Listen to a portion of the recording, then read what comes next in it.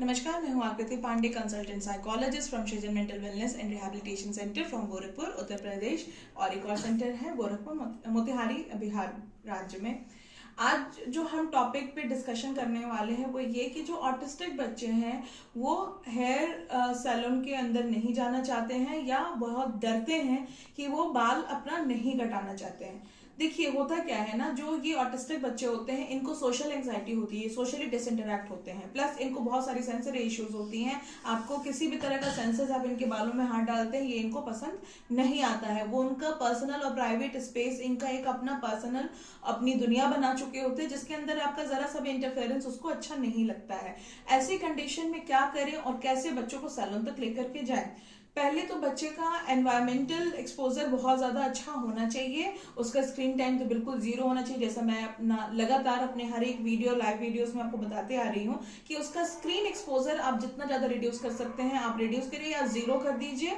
वो मोबाइल और टीवी किसी भी तरह का एक्सपोजर उसको नहीं मिलना चाहिए। दूसरी चीज़ कि उसका एनवायरमेंटल एक्सपोजर आपको लेकर के जाना चाहिए। लगातार कुछ दिनों तक लेकर के जाइए, फिर धीरे धीरे उसके हेयर में आप शैम्पू करिए, उसके बाल, उसके हेयर्स को आप टच करिए, टच करते रहिए। फिर सेंसरी इंटीग्रेशन की जो एक्सरसाइजेस होती हैं वो एक्सरसाइजेस आप कराते रहिए। दूसरी चीज कि स्क्वीजी बॉल्स आती हैं, जो स्पाइकी स्क्वीजी बॉल्स होती हैं जिसके स्पाइक्स थोड़े बड़े बड़े होते हैं, वो चुभते नहीं हैं, सॉफ्ट रबड़ के होते हैं। उसको आप हाथों में लेकर के आप उसकी अगर स्क्वीजिंग कराते हैं तो धीरे धीरे ये सेंसरी इश्यूज को रिड्यूस करती है। और आप उसके पूरे फिंगर्स की अगर मसाज करते हैं और हाथ के पैरों में दोनों में अगर आप ऐसे स्क्वीजी स्पाइकी बॉल्स अगर बच्चे को दे रहे हैं तो इससे क्या होती है कि उसके सेंसरी इश्यूज भी बहुत डील होती हैं। अगर आप किसी सेंटर पे जा रहे हैं तो वो आपको इसका सॉल्यूशन निकाल करके देंगे। तो क्या होता है कि जब हम एनवायरमेंटल जब हम एक्सपोजर जब बच्चे को देते हैं तो बच्चे कई सारे लोगों को देखते हैं, सब चीजों को समझते हैं। आपको बच्चों को धीरे धीरे ग्रीट कराना सिखाना चाहिए। आप फोर्स मत करिए। जब लगातार आप लेकर के जाएंगे बाहर तो एक टाइम के बाद बच्चा खुद ही बाहर लोगों से मिलना शुरू कर देगा।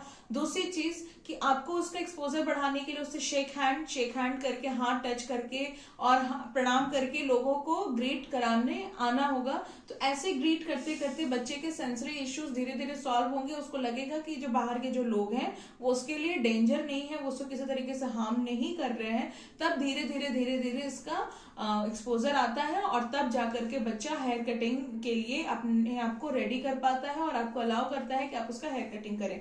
दूसरी चीज कि बच्चे को कोम करना चाहिए और कोम सिखाना भी चाहिए। आप अपने हाथों से उसको बराबर अगर कोम कर रहे हैं या ऐसी चीजों को अगर आप इमिटेट कर रहे हैं कि आप उसका कोम कर रहे हैं तो इस तरह से भी धीरे धीरे आप घर के अंदर ही पहले आप उसकी कटिंग शुरू करिए। तो घर के अंदर जब अगर आप उसका हेयर कटिंग करते हैं तो मदर के थ्रू ही होता है। तो अगर मदर अगर उसका घर के अंदर अगर उसकी हेयर कटिंग करती है तो धीरे धीरे उसको ये लग जाता है कि ये कोई पैनिक या हॉरिबल एक्सपीरियंस नहीं है, ये अच्छा एक्सपीरियंस है, इससे उसको कोई हार्म नहीं हो रहा है। फिर वो धीरे धीरे सेट करता है। प्लस उसके एनवायरमेंटल एक्सपोजर दोनों ही चीजों को लेने के बाद तब जाकर के बच्चा सैलून के लिए खुद को रेडी कर पाता है और अपने एंजाइटी को दूर कर पाता है और उसके साथ सेट हो जाता है। तो ये है तरीके कि कैसे हम बच्चे को सैलून तक लेकर के जाएं जो ऑटिस्टिक बच्चे हैं, और उनका एक्सपीरियंस अच्छा कैसे करें, इसका सॉल्यूशन है। अगले टॉपिक्स के लिए बने रहे मेरे चैनल पे।